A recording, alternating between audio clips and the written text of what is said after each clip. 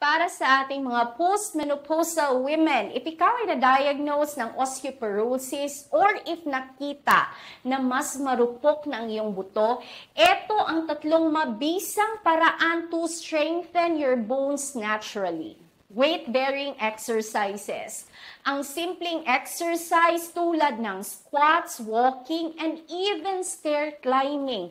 Mabisa po ito to strengthen or para palakasin ang iyong buto at para mapigilan natin ang bone loss.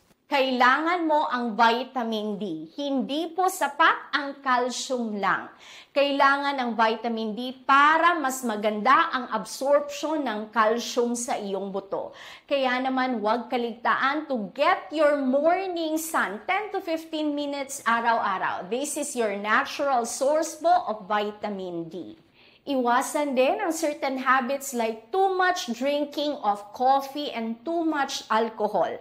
Dahil pwede po itong magpalala ng osteoporosis na pwedeng mag-lead sa pagkabali ng buto at iwasan din natin ang sedentary lifestyle kung saan ikaw ay nakaupo lamang sa bahay almost all day. Dahil alam mo ba na isa po itong rason kung bakit nagiging marupok ang ating buto. Always tandaan, health is your first wealth. God bless you po.